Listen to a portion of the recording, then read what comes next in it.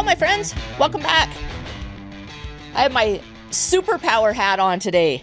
My wiener hat. I love this hat. This wiener makes me feel like a superhero. I got it in some funky shop somewhere in Austin, and I love it. And it comes in handy on days like today. And also, I noticed in the last couple of podcast episodes, when I had my sport coat on, I felt like I looked like Shannon Bream. It was like you didn't know if you were tuning in to a show on Fox News or if you were turning into my podcast. Gosh, and I thought I had defined my style. So this is appropriate for today because we're going to talk about defining your life and having a mantra. And a while back, I decided I need to, I'm going to be 50 this year. I was like, I need to kind of define my style instead of just randomly shopping and buying things. I wanted my wardrobe to kind of reflect who I really am. So it took me quite a while to brainstorm about it. And I can't remember if I've mentioned it before, if you've heard it before, but I settled on Republican meets rock star with a little porn star on the side. So I realized that now that I have this short haircut, and if I wear it with a sport coat, I fucking look like a Fox News anchor. Gosh, so I might have to rethink my fashion mantra. But anyway, wiener hat problem solved. I'm going to talk about having a mantra and defining yourself today because I don't think a lot of people do it. And it's something that I recite my mantra every single day. And I wrote it with the intention of exactly that, with intention, so that I am not a result of what the world has done to me each day. I'm actually the result at the end of the day of what I intend to be. You can kind of think of it almost like a mission statement. Like, what's the mission statement or the mantra for your life? And sadly, I just don't think most people have one. You kind of can vaguely say what you don't want. You know, you want to be happy. You want to be rich. You want to be attractive. You want to be skinny. Like, you can say all these things that you want out of life. You want health, you want your kids to be happy, you want to grow old to see your grandkids, whatever. But most people don't go any deeper than that because those are just really obscure things. It's like, and if that's where you leave it, your chances of actually accomplishing those things are not real great because you're not being intentional with exactly what you want with your life. Like, who are you? How would you define yourself? What's your mission statement? So I went through this practice for myself, and it really it's been a game changer. And it makes the everyday encounters that I have and the things that the world throws at me, or even just the things my family throws at me, having a mantra that I live by has made those things easier to deal with. And it really keeps me honest. So use this analogy. Think about it this way. I just said that probably most people don't have a mantra or a mission statement. Like even a successful business has a mission statement or a mantra, something that they live by. Now, unsuccessful businesses, they won't have that. Typically, businesses that fail, one of the biggest reasons they fail is because they don't really know what they are in the marketplace. They have an idea and they kind of know what they want to accomplish, but they don't really know who they are. And a business that doesn't have a mission statement will most likely fail because there are so many distractions and things that can kind of take you off course if you don't even know what your course is. And so and that makes sense, right? You would accept the fact that a successful company is going to have a mission statement. And even if you're not a business owner, which probably most of you listening aren't, as a consumer, think about the most successful companies or the most successful brands that you know. You know what they stand for.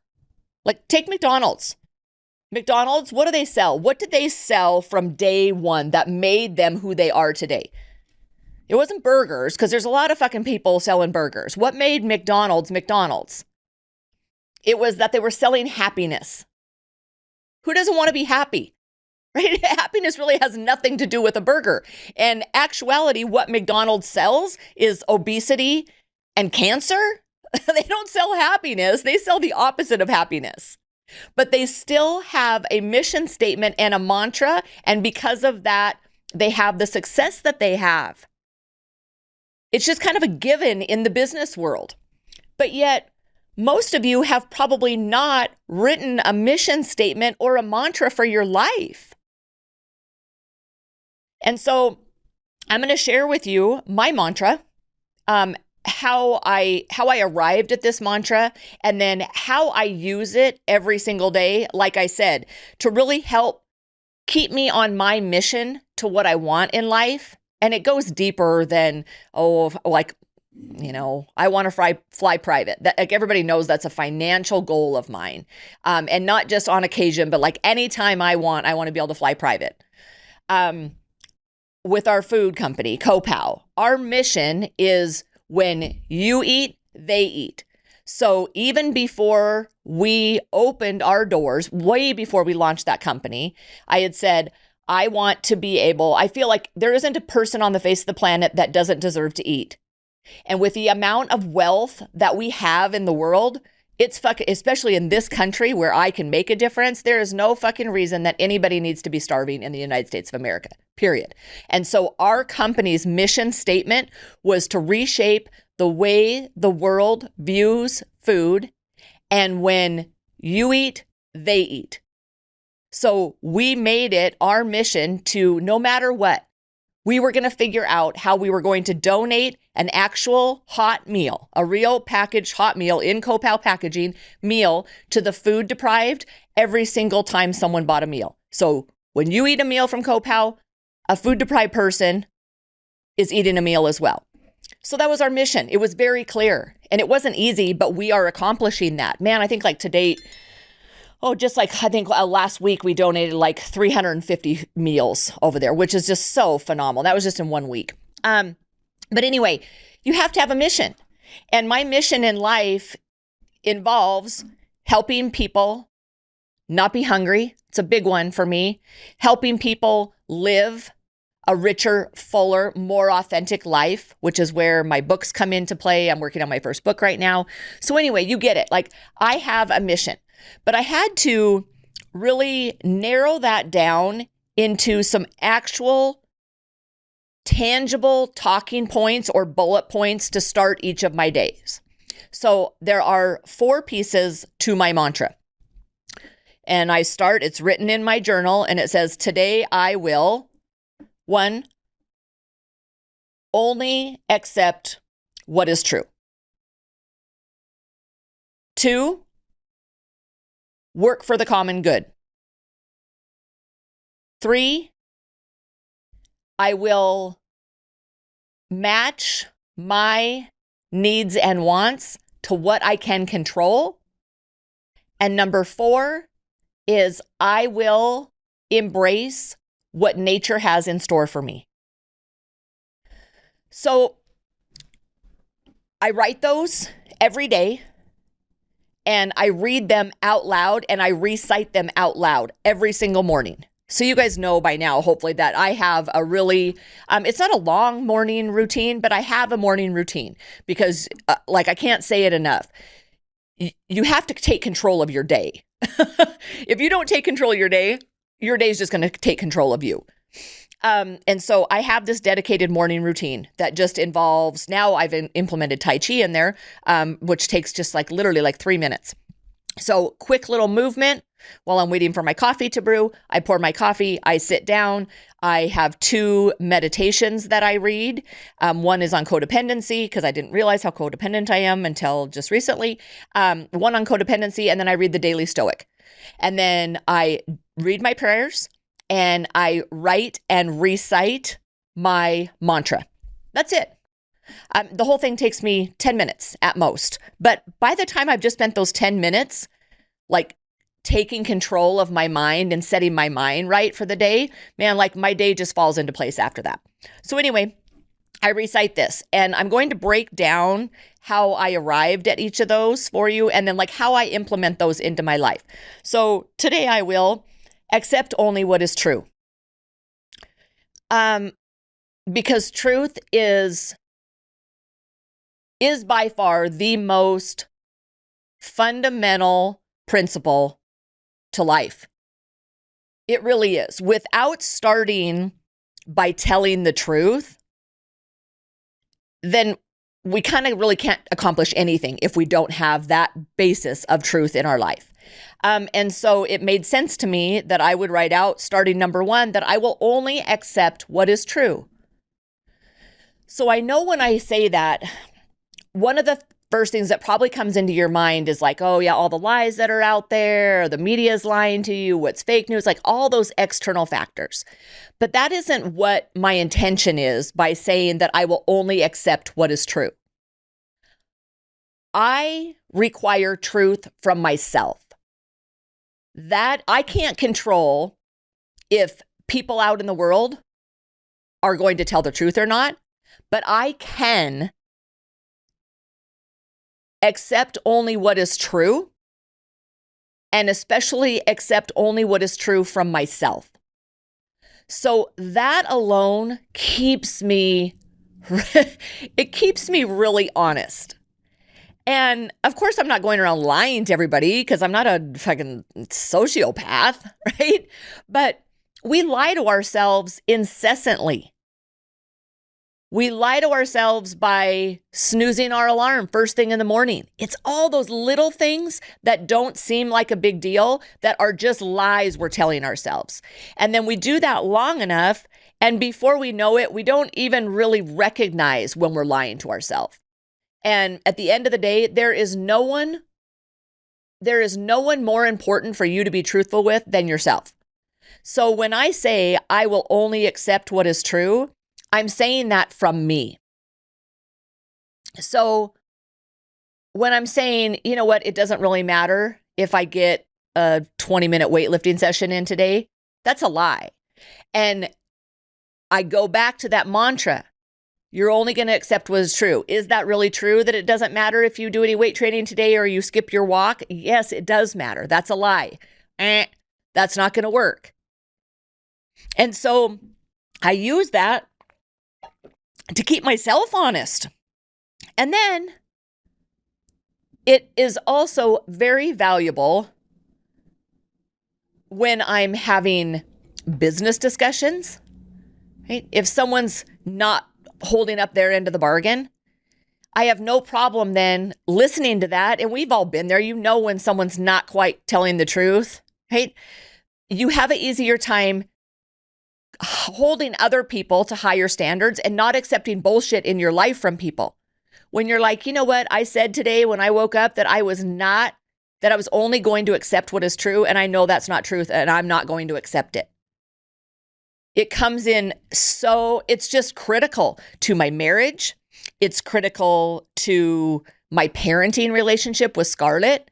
It's critical to the relationship with my mom, with anybody in my life.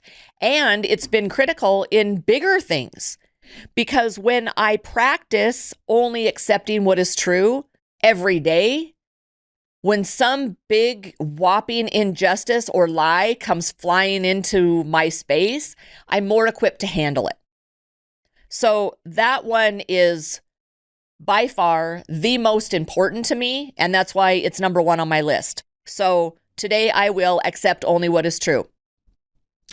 Number 2 on my list is I will work for the common good.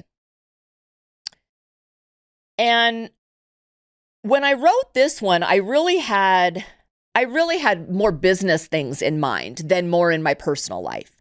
Honestly, I was like, we are working for the common good to help decrease hunger right now in the Las Vegas market. That'll expand across the country as our company grows. I also use this principle or this mantra to keep myself engaged and doing my part amongst my business partners, and the people that work for us to make sure that, like, you know what, am I working for the common good of everybody in this company? So really, when I wrote that one, it was more business minded, or business focused. But this past week, this was like a major realization for me. It was like this huge aha moment, because I'm working in, like my private community, my eviefats.locals.com community. And this week I was guiding them on something around like, what can we get rid of that's holding us back?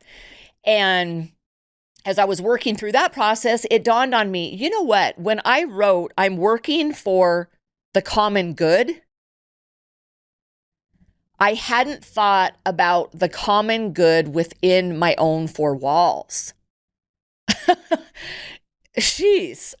And I mean, it seems so obvious, but honestly, I hadn't even thought about that before. The common good starts in my own household. I need to be working for the common good of my family way before I'm working for the common good of my community or my country or my world. And that had really kind of just slipped my mind. I almost took it for granted. It's like, well, yeah, of course I'm working for the common good of my family. But it's like, well, are you really? Because when you're short and impatient with your spouse, am I really working for the common good? No. So the common good for me, now I realize it's within my own four walls. And boy, is that a lot to think about. Maybe I'll record a show just on that as I start working through that process a little more, taking that common good and redefining it as within my family. Like, what do I want for my family? This was the question I asked myself from this mantra of the common good. Okay, what is the common good for my family? And I'm going to dig deeper into that. But we'll leave it at that for today. Number 3 is that I will match my needs and wants to what I can control. And that's a big one, guys, because how much time do we spend fretting, creating anxiety, emotions, frustration, fear, all of these emotions that really are the result of us trying to control things that we ultimately cannot control. So if I'm matching my needs and wants to what I can control, I now don't have to think about what if in 5 years such and such happens? What am I going to do in 3 years when Scarlett graduates? And we're going to, like, you can bury yourself on the daily thinking about all these things that you want, all these things that you need that are ultimately right here and now outside of your control. Now, you have a plan for all of those things, but at the end of the day, there is a lot in our life that we are focusing on and that we're saying that we want and we say that we need that ultimately are not something that we can control. And that especially holds true when it comes to other people. So this is a big one for me. I'm kind of a control freak. I'm getting better at it. As I work through my codependency, it's like I realize, like, okay, I don't have to control everything. But when we're trying to, when we're trying to look at other people and how they act and have it their responsibility for controlling how we feel, our needs and our wants need to be met by somebody else or something else, that is never going to work because we do not control other people. No matter how hard we may try, at the end of the day, we do not control anyone else but ourselves. So when I'm matching my needs and wants to what I can control, that means letting go of controlling other people as well. And then lastly is embracing what nature has in store for me. And this one really keeps me from feeling like it keeps me from having a sense of regret. I guess that would be the best one, because if we're constantly looking back at the things we didn't do, and I think I especially am thinking about this. I'm going to be 50 this year, and I'm actually kind of excited about it. I like to be at the young end of a decade instead of the old end of a decade. So like right now, I just feel like a really fucking old 40-year-old instead of feeling like a young, hot 50-year-old. So I'm cool with getting older. But as we get older, we think about things that we could have done differently.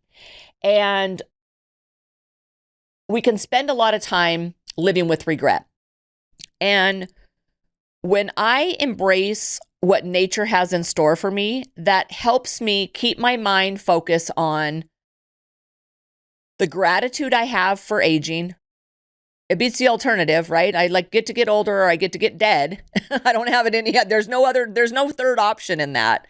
So when I'm embracing what nature has in store for me, it allows me to let go of regrets. It allows me to diminish the amount of a time that I spend thinking about when I was younger. It keeps me focused on the future. And there may be illnesses coming my way. I hope not, right?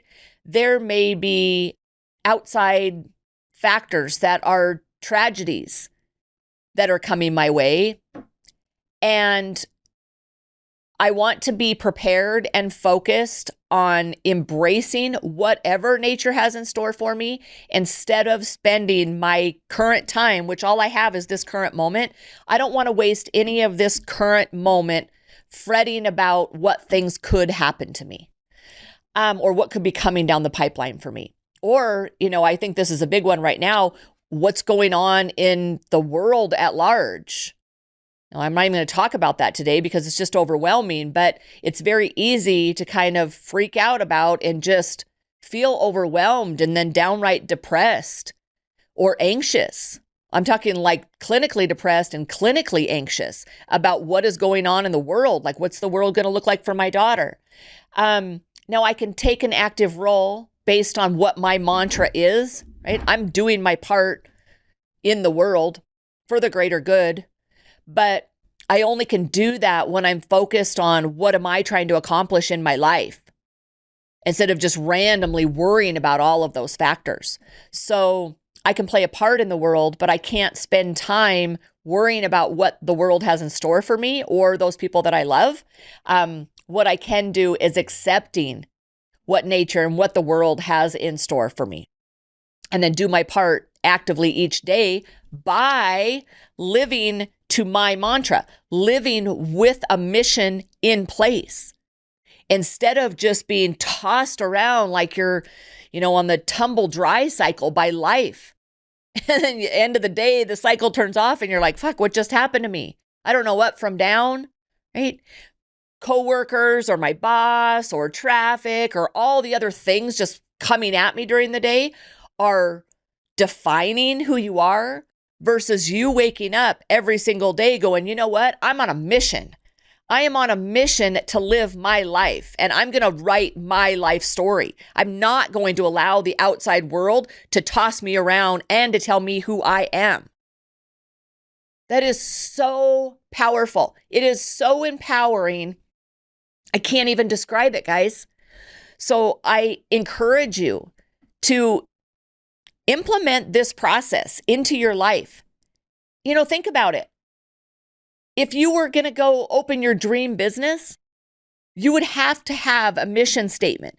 You would have to have somewhat of a business plan in place, but yet you haven't even taken the 1 or 2 hours, literally 1 or 2 hours to sit down and write what the mantra or mission statement is for your life. It's your life. And here's the truth I'm going to leave you with today. If you're not writing the story of your life, it is being written for you. Because your life is really just an acted out story. And it's short. It's fleeting. And it goes by so fucking fast. You need to be the one writing it. Because there's a story being written. And it's really unfortunate for you to allow the world to write your story for you. Don't let other people write that. Don't just leave your entire life up to chance and the outside world to dictate. You get to write the mantra for your life. And then you're going to have this guidebook. I guarantee it reduces anxiety. When you wake up and you've written out who you are and what you want from your life, you now have an action plan. It's like you're going everywhere with you in the day with a map to get there. Your life doesn't need to be just left up to chance. And chances are, if you do leave it up to someone else or the world to write for you, it's not going to have a very happy ending. So I hope this helped you out. If you want more engagement like this, be sure that you come on to eviefats.locals.com. We have a great community there, and I do live streams. Instead of just these podcasts, I actually just answer questions right on there, and we communicate and interact with each other every single week. So I would love to help you out on there as well. So as always, thanks for tuning in, and we'll see you next time.